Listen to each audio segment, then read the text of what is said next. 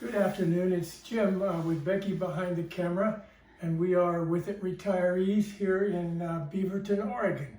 It's the dead of winter now. It's real cold outside, or been cold. It's just warming up today, ice on the ground and so on. So I thought today I would talk about some critical e-bike accessories, things you need with your e-bike right when you buy your e-bike usually.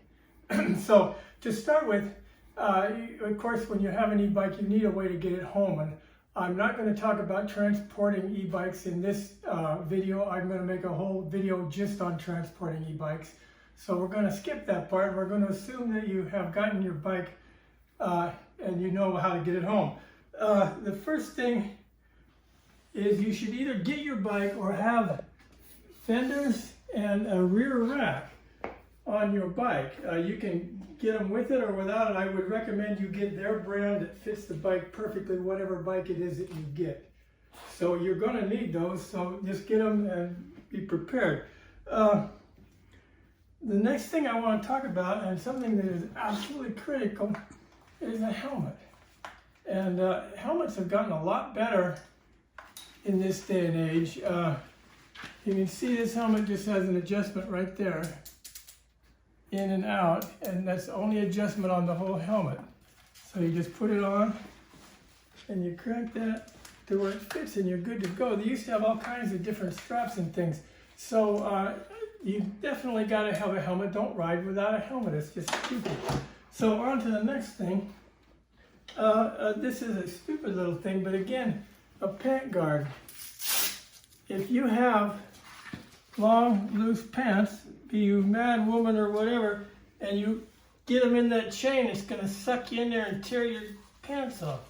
So put these here like that. They look crazy, but they're reflective, and they do a really good job. These came from REI, by the way, the best ones I know of. On to the next thing, and this is second maybe to the helmet, is if you don't lock that bike up right, somebody's going to steal it. There are a lot of locks out there. And one thing with an e-bike, you don't have to worry as much about weight. This is a Kryptonite New York cinch lock. This chain is super, super heavy. Hard to cut through. So you use the chain on it, obviously, and then you open this and lock it up. This is just one of several bike locks that would do. You want a really high quality one with a high rating. And don't worry as much about weight as you might with some other bike. If you are inside the garage, locking a line of bikes up, I lock them with a cable thusly through 3 bikes and then lock them all up. Gives you one more layer of protection. Don't think that because you put the bike in the garage, it's going to be safe.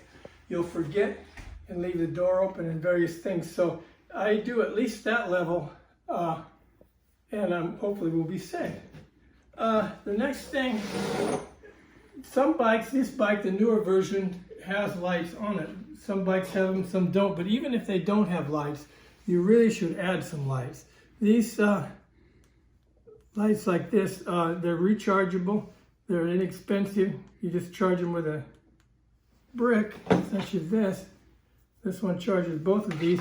And in particular on the tail light, just get these little blinkers like this. This is also rechargeable. It goes forever on that. You know, your days probably. But anything you can do to add to your visibility is really important. Anyhow, if you got all this stuff, you need something to put it in. And my bikes are set up to go to the store and back and do a lot of things. So this is a Topeak MTS roof or bike trunk. There are various kinds that are similar to this. On the inside of it, you see it has a movable section, so you can move this way. I keep my lock right here, and whatever things like band-aids and chapstick, stuff like that there. So the lock fits in there like this, and then anything else you have, little things you can do there. If you dip it this way, this comes up again a little bit higher yet. And you can put a little more stuff in there. And I keep an insulated bottle in the back. If it's cold weather, I put coffee in it. If it's warm weather, I put some kind of sport drink in it. It just makes it a lot nicer when you're on the road, and this fits in here real good. So anyhow, what I want to show you, the real beauty of this bag. First of all, it's just stout as it can be. The real beauty of the bag is if you see it here,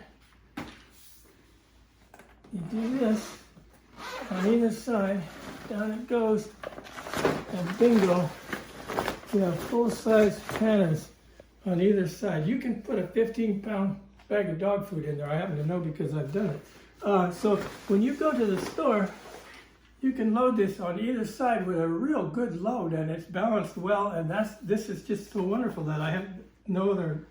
There are a few others kind of like this that do that, but that's a really important thing if you're using this bike for buying things at the store. So anyhow, that's all I have today. I think these things are critical, and we'll talk to you later.